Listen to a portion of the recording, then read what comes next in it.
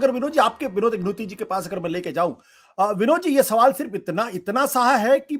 सरकार खुद नहीं चाहती कि जो फाइनेंस बिल है उस पर किसी तरीके की डिबेट या डिस्कशन हो? क्या खुद वो चाहती, क्योंकि उसको इस बात का पूरा अंदाजा है कि हो सकता है बजट बहस के दौरान विपक्ष की रणनीति ये हो कि बजट पर बहस के लिए वो तैयार हो जाए, और अगर सत्ता पक्ष भी तैयार हो जाता है तो 20% बजट पे बात होगी, बाकी 80% जो है सारे स्पीकर वो सिर्फ अडानी के मसले को खड़ा करेंगे और नरेंद्र मोदी देश के प्रधानमंत्री सवाल पूछेंगे आपसे उनका क्या रिश्ता है। ये डर है क्या बीजेपी के अंदर? नहीं, निश्चित रूप से डर है, क्योंकि जब राष्ट्रपति के अभिभाषण में हम देख चुके हैं कि धन्यवाद प्रस्ताव पर जिस तरह से चाहे राज्यसभा हो चाहे लोकसभा हो, विपक्ष ने अडानी के मुद्दे पर बात की। न सिर्फ राहुल गांधी ने, महुआ मोइत्रा ने सारी बातें कही जो राहुल गांधी बोले। राज्यसभा में दिग्विजय सिंह बोले, खड़गे साहब बोले, और सारे लोग बोले। तो इसलिए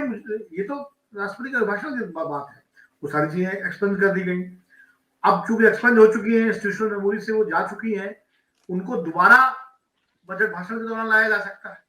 क्योंकि देखिए, बजट पर जब भाषण होता है तो बजट पर चर्चा के बहाने जो विपक्ष के सदस्य होते हैं, खास करके सत्तारूढ़ के दल से जो बोलते हैं, वो तो आमतौर पर बजट को ही हाईलाइट करते हैं, बजट की तारीफ करते हैं, सरकार की प्रशंसा करते हैं। लेकिन विपक्ष के नेता जो होते हैं, वक्ता जो होते हैं, वो बजट से शुरू करके और उसके बाद वो सारे मुद्दे उठाते हैं जो उनको लगता है कि सरकार को परेशानी में डालने वाले हैं। और ये हमेशा होता है, हम लोग पार्लियामेंट कवर करते रहे, असेंबलीज कवर की, सब जगह ये एक कन्वेंशन है ये कि विपक्ष के लोग वो सारे मुद्दे उठाते हैं और उनको उठाने भी दिया जाता है। आमतौर पर हमने तो तमाम लंबी लंबी चर्चाएं देखी, विनोद जी ने देखी, पूर्णा जी ने, कि उठाते हैं बात। तो एक तो डर ये है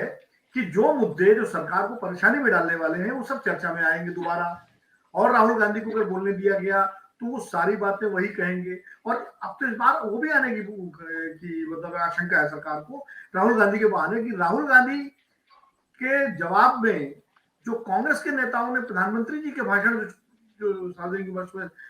ला करके लोगों को बताया कि पहले उन्होंने क्या बोला विदेशी धरती पर, तो जब वो पार्लियामेंट में भी अपनी स्पीचेस में बोलेंगे फिर कि साहब राहुल गांधी से माफी मांग रहे हैं, तो ये भी भाषण पब्लिक डोमेन में है। तो ऐसे में एक नया विवाद खड़ा होगा और वो सारे तो रिकॉर्ड पे आएंगे, अगर वो भी अब एक्सपेंज करेंगे। देखिए, ये मामला मुझे लगता है ये कैश 22 वाली सिचुएशन में सरकार फंस गई, ऐसा फंस गई है कि उसको ये तय करना है कि वो कम घाटे की तरफ जाए या ज्यादा घाटे की तरफ जाए। कम घाटा तो इसमें है कि वो राहुल गांधी को बोलने दे और माफी पर जोर न दे के राहुल गांधी अपनी बात रखेंगे, उसके बाद उसके साथ उसमें जो एक्सपेंज करना हो करे, ना करना हो ना करे, लेकिन हाँ वो बातें पब्लिक इंस्टीट्यूशन में हो रही है फिर से आ जाएंगी। तो ये घाटा तो सरकार को होगा जो उसने एक्सपेंज करके स्पीकर और उन्होंने इसको पूरा किया। लेकिन एक घाटा होगा, लेकिन बात आई गई हो जाएगी और उसके बाद कार्यवाही आगे बढ़ेगी। विपक्ष जेपीसी की मांग पर आ रहा है, वो अपनी बात कहेगा, हो सकता है वो डिस्टर्ब करे। लेकिन अगर राहुल गांधी को बोलने नहीं दिया गया, जैसे कि उन्होंने लेटर लिखे, 2 लेटर लिखे स्पीकर को, उसमें उन्होंने रविशंकर प्रसाद वाला उदाहरण दिया, जब और वो भी माधव ज्योतिरादित्य सिंधिया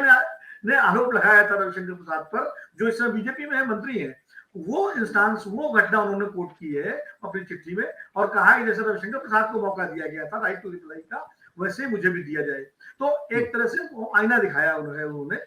और अगर उनको मौका नहीं दिया गया बोलने का और इस तरह हाउस डिस्टर्ब होता रहा, या जैसे पहले म्यूट हो गया था अभी कुछ दिन पहले कुछ सेकंड्स के लिए, तो जो राहुल गांधी बाहर बोल के आए हैं वो बात स्टैब्लिश हो जाएगी कि भाई आप हाउस को जो है चलने नहीं दे रहे हैं और हाउस में बोलने नहीं दे रहे हैं, मतलब मंत्री डिस्टर्ब कर रहे हैं हाउस को खड़े होकर के। पहले भी ऐसा नहीं, रूलिंग पार्टी की तरफ से पहले भी डिस्टर्बन हुए हैं, लेकिन वो मंत्रियों की तरफ से तो मुझे नहीं याद पड़ता कभी हुए हो इस तरह के डिस्टर्बन। वो रूलिंग पार्टी, जैसे तेलंगाना के एमपीज खड़े हुए यूपीए के टाइम कर देते थे डिस्टर्ब,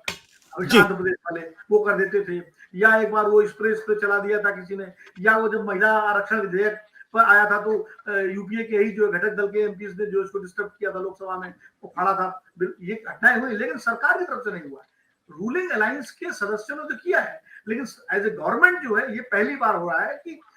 सरकार, मतलब मेरी मेमोरी में पहली बार हो रहा, हो सकता है विनोद जी के सामने कुछ हुआ हो कभी, तो हमसे भी पहले से कवर कर रहे हैं, तो सरकार ने कभी डिस्टर्ब किया हो, तो ये अपने आप में एक अजीब सी बात हो रही है। तो अगर और कहीं सोने में सुहागा हो गया कि निशिकांत दुबे की जो प्रिविलेज वाली जो वो है कमेटी और याचिका, उस पर विचार करके राहुल गांधी को सदन से ही बाहर कर दिया गया, तब तो ये मैसेज और चला जाएगा, तो ये ज्यादा बड़ा नुकसान होगा मुझे लगता है सरकार की छवि के लिए। तो सरकार को यह तय करना है कि बड़े नुकसान की तरफ जाए या छोटे नुकसान की तरफ, ये मेरी समझ है अपनी। अब ये देखिए क्या तय करता है। अभी तक तो ये लग रहा है कि वो जो स्थिति है स्टेलमेट की बनी हुई है, क्योंकि विपक्ष भी जेपीसी की मांग से हटने को तैयार नहीं। और मुझे लगता है उसी को अवॉइड करने के लिए राहुल गांधी के बयान को कहते ना कि उसको इतना ज्यादा तूल दिया जा रहा है। भाई अगर भारतीय जनता पार्टी को आपत्ति है उनके बयान से, तो उसका एक तरीका हो सकता था निंदा कर देते, निंदा प्रस्ताव ला देते, सदन में निंदा प्रस्ताव ला देते, हाउस के अंदर ला देते निंदा प्रस्ताव, और उसके बाद कहते आगे का पास भी करा सकते थे, क्योंकि दोनों सदनों में बहुत प्रस्ताव भी पास हो जाता।